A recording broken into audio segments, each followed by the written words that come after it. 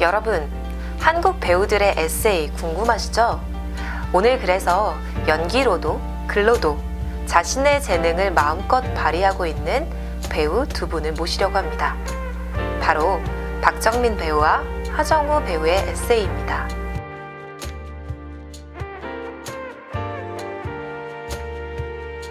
박정민 씨는 한예종 출신으로 실력이 탄탄한 배우인데요. 무슨 얘기? 17대 1에 자칫하면 다구리를 맞을 수 있는 그 위험한 상황에 뿐만 아니라 영화 잡지에 글을 기고한 적도 있었는데요. 그 글들을 모아놓은 것이 바로 이 쓸만한 인간이라는 산문집입니다. 두 번째로는 하정우 씨입니다. 이번에 하정우 씨가 걷는 사람 하정우라는 산문집을 냈는데 이 작품은 제가 오감독서 순이님하고 함께 같이 나누면서 이야기를 하기로 했어요. 저는 잠깐 맛배기로만 보도록 할게요. 이 두 작품은 서로 굉장히 다른 성격을 띠고 있어요. 그러면서 동시에 두 배우가 어떤 사람인지에 대해 각자의 개성이 잘 드러나는 작품이기도 하죠.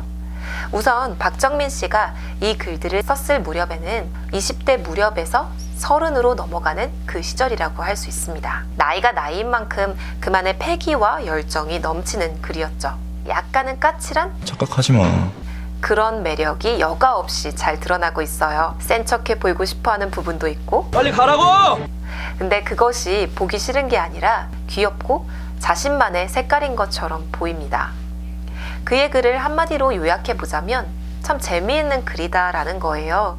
2015년부터 한 달에 한 번씩 기고한 글이다 보니 그의 성장이 보이는데요. 해가 갈수록 깊이가 있어지고 연그러가는 느낌이 있어요.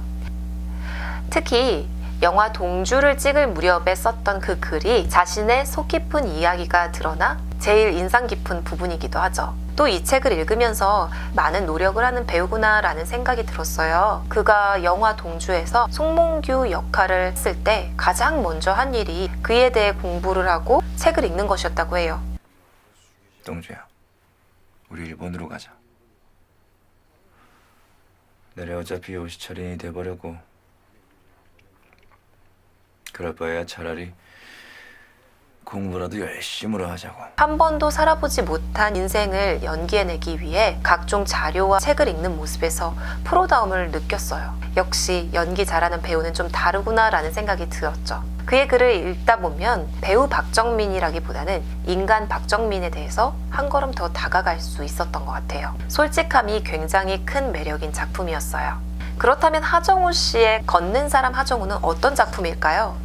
이 작품은 연륜이 좀 묻어나오는 그런 에세이였습니다. 글이 굉장히 잘 다듬어져 있다는 인상이 들었어요. 그는 왜 걷기에 관한 에세이를 썼을까요? 하정우 씨의 이 멘트를 기억하시나요? 어떠세요? 오늘 또 상을 타실 수 있을 것 같으세요? 워낙 후보에 오르신 분들도 쟁쟁하시고 또 제일 중요한 거는 제가 작년에 받았기 때문에 이번엔 어렵지 않을까라는 생각을 하게 됩니다. 근데 그럼에도 불구하고 또 이번에 상을 타신다면 대국민 앞에 공약 하나만 세워주시겠어요? 제가 상을 받게 된다면 네. 그 트로피를 들고 국토대장정 길에 오르겠습니다. 감사합니다. 황해 하정우.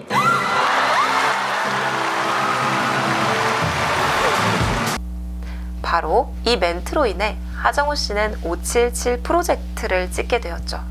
국토대장정을 하는 어마어마한 프로젝트였는데요. 다큐를 완성한 이후에도 걷기의 매력에 흠뻑 빠진 그는 오로지 걷기에 대한 그리고 그것을 둘러싼 자신의 일상에 대해서 나누는 책을 쓰기에 이릅니다. 그의 에세이에서 마음이 와닿았던 구절이 있는데 바로 시간을 견디는 일의 중요성에 대한 것이었어요.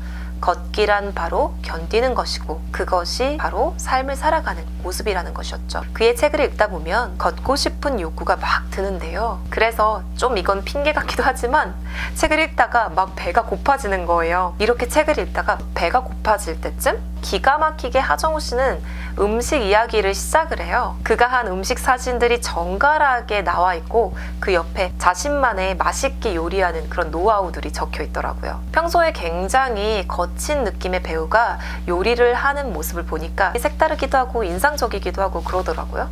더군다나 책 곳곳에 인간적인 그리고 또 너무나 인간적인 하정우 씨의 모습이 속속들이 드러나 있어서 굉장히 친근감을 느끼는 작품이기도 했습니다. 사진들을 한번 보세요. 굉장히 옆집 오빠와 옆집 아빠를 왔다 갔다 하는 그런 모습이죠. 또 그에게 놀랐던 것은 그의 삶의 패턴이었어요. 우리가 흔히 예술인이라고 하면 틀이 있잖아요. 방탕한 생활, 불규칙함 속에서 불현듯 떠오르는 뭐 영감, 예민함, 짜증, 격정적인 감정 이런 것들이 있는데 의외로 하정우 씨는요 그런 모습에 대한 고정관념을 깨주고 있는 배우였어요.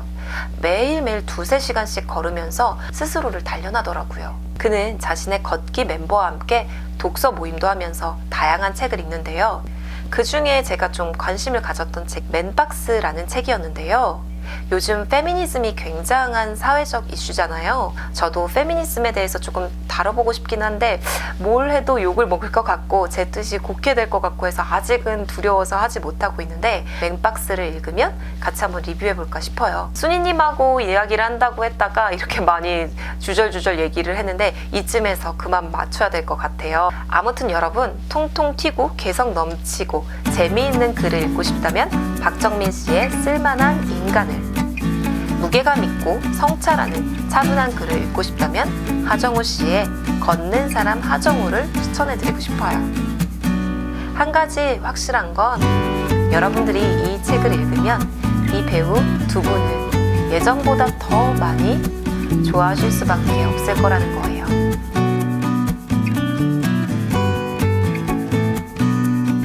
다음 편은 한국 가수들의 에세이 집을 리뷰를 해보도록 하겠습니다.